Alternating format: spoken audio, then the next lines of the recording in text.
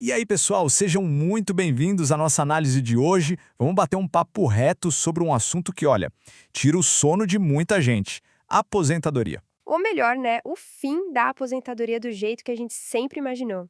E ó, antes da gente mergulhar de cabeça nesse tema que é denso, já sabe, né? Se inscreve aí nos nossos canais no YouTube, no Spotify, ativa o sininho para não perder nada do que a gente prepara por aqui. Esquece tudo que você já ouviu falar sobre aposentadoria. A gente começa com essa frase do Gustavo Cerbasi, que já dá o tom da conversa. É praticamente um soco no estômago, né? Porque é aquela imagem clássica de trabalhar 35 anos, pendurar as chuteiras e só curtir a vida. Bom, essa ideia não só tá velha, como pode ser a maior armadilha financeira que existe hoje. E para a gente conseguir navegar nesse cenário novo, a gente montou um mapa. Primeiro, vamos entender por que a promessa da aposentadoria quebrou de vez. Depois, a gente vai desmascarar as falsas soluções que vivem empurrando para a gente. Exato. Aí, a gente vai ajustar a nossa bússola para o que realmente importa, a liberdade. Vamos virar a chave da mentalidade, do trabalho para o capital, e no final, a gente entrega um mapa completo dessa jornada para construir um futuro seguro. Bora lá? Primeira parte, a promessa quebrada. E não é drama, é a realidade. Aquele pacto social que funcionou para os nossos pais, para os nossos avós, ele simplesmente não vale mais. É isso. Aquele mundo onde se passava 40 anos na mesma empresa, o custo de vida era outro e, vamos ser sinceros, as pessoas viviam menos, esse mundo já era. E todo o sistema de aposentadoria foi construído em cima dessa base, que hoje desmoronou. E olha a velocidade que isso aconteceu. Em só 12 anos, a população com mais de 65 anos no Brasil cresceu quase 60%. Isso não é só um número num gráfico, gente. Pensa num prédio. A base, que são as pessoas trabalhando e contribuindo, está diminuindo. E o topo, que é o pessoal recebendo o benefício, está ficando cada vez maior e mais pesada. A estrutura não foi feita para aguentar esse peso todo. Uma hora, ela cede.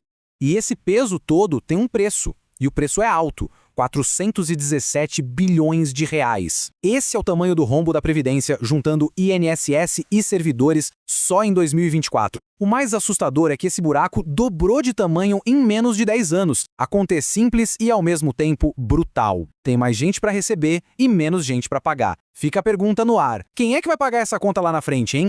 E para a gente sair um pouco dos números e entender o drama real, o Cerbasi cria a história do José.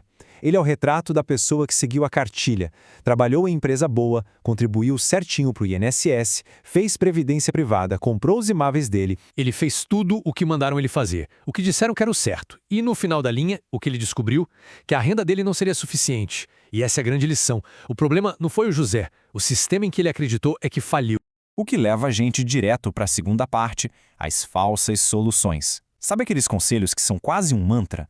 Ah, é só poupar mais, tem que investir em imóveis, paga o teto do INSS que está garantido. Pois é, a gente vai mostrar agora por que, sozinhas, essas estratégias são como tentar apagar um incêndio com um copo d'água. Elas criam uma falsa e muito perigosa sensação de segurança. Esse aqui é um dos erros mais clássicos, achar que quando a gente envelhece, os gastos diminuem. Sério mesmo?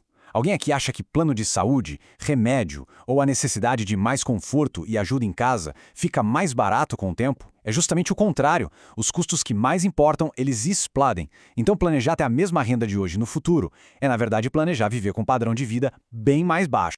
E aí a gente chega num dos maiores dogmas financeiros do Brasil, o tal do investimento em imóveis. É quase uma religião, né? Aquele ditado, quem compra terra não erra. Será? Vamos botar essa certeza em xeque. Será que o bom e velho tijolo ainda é essa fortaleza toda que dizem por aí? A resposta talvez não seja a que todo mundo espera. E esse slide aqui quebra um mito de um jeito bem claro. Ver um imóvel ir de 500 mil para R$1 milhão parece um negócio da China, né? Mas isso é só o valor que está no papel, o que a gente chama de valorização nominal. Exato, porque quando se bota na ponta do lápis a inflação do período, os impostos, as taxas de cartório, a manutenção, o ganho real, que é o dinheiro que de fato entra no bolso, pode ser bem decepcionante. A inflação é um ladrão silencioso, que vai comendo o patrimônio sem ninguém perceber. O ponto central é esse. Nenhuma dessas estratégias populares resolve o problema sozinha. Contar só com o INSS, a gente já viu que a conta não fecha. Contribuir pelo teto é apostar num sistema que muda de regra o tempo todo. Apenas poupar mais? Se é uma estratégia de investimento boa, é a mesma coisa que encher um balde furado. Trabalhar mais tempo depende da saúde, né? E começar mais cedo? É ótimo, mas começar cedo na direção errada só faz com que se chegue mais rápido no lugar errado. Ok. Então, se tudo aquilo que a gente conhecia está desmoronando, qual é a saída? E é exatamente aqui que a nossa análise dá uma virada de 180 graus. A resposta não é tentar remendar o modelo antigo. É mudar completamente o nosso objetivo. A palavra mágica não é mais aposentadoria. A palavra agora é liberdade. Mas o que é essa tal de independência financeira? Primeiro, esquece aquela imagem de não fazer nada o dia inteiro. Não é isso.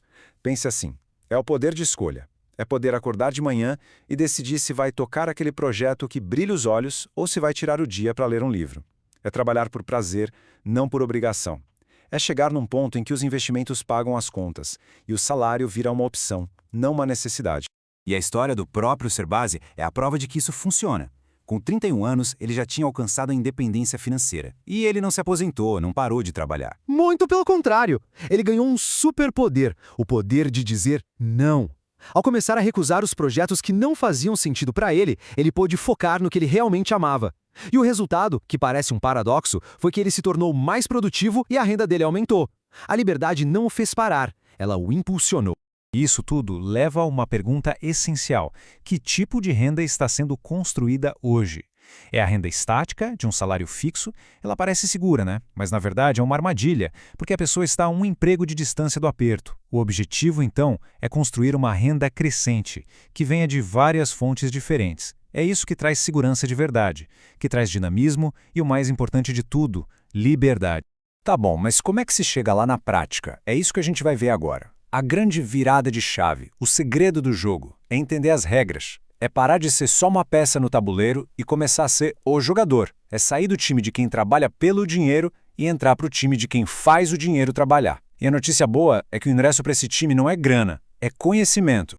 E essa jornada toda se apoia em 3 pilares. O primeiro é a educação para o trabalho. É preciso ser muito bom em alguma coisa para conseguir gerar o capital inicial. O segundo pilar é a educação para empreender. E calma, isso não quer dizer que todo mundo tem que abrir uma empresa. Significa pensar como dono do próprio nariz, criar valor e gerar outras fontes de renda. E por fim, o terceiro, a educação para investir. É aqui que se aprende a proteger e a multiplicar o patrimônio construído, fazendo o dinheiro finalmente trabalhar por conta própria.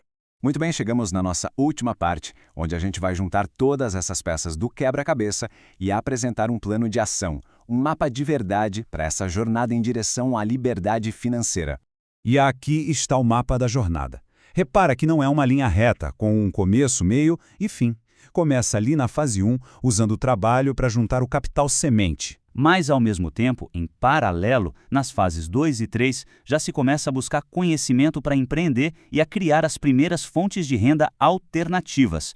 Uma coisa não exclui a outra. E aí, nas fases 4 e 5, o foco aumenta em reinvestir, em diversificar, em aprender a investir de um jeito mais sofisticado, até chegar no ponto de administrar o próprio patrimônio, o próprio legado. É um ciclo que nunca para, de aprendizado e crescimento. E para a gente fechar, fica uma pergunta para a reflexão mesmo. A renda que se tem hoje, o jeito que se ganha dinheiro, ela aproxima ou afasta da liberdade? A carreira que está sendo construída é uma ponte para o futuro desejado? Ou é um buraco que gera cada vez mais dependência? A honestidade nessa resposta é o primeiríssimo passo para a mudança. Porque, no fim das contas, a mensagem é essa. O futuro não se constrói com esperança ou sorte. Ele se constrói com estratégia, com conhecimento e, principalmente, com ação. A gente espera de verdade que essa análise tenha sido a faísca que faltava. Se ajudou a enxergar um novo caminho, não guarda só para si. Curte e comenta aqui embaixo qual foi o maior estalo que deu aí e compartilha para mais gente poder construir um futuro de liberdade. E fiquem ligados, porque no nosso próximo encontro a gente vai detalhar como colocar esse mapa em prática no dia a dia. Combinado? Até lá!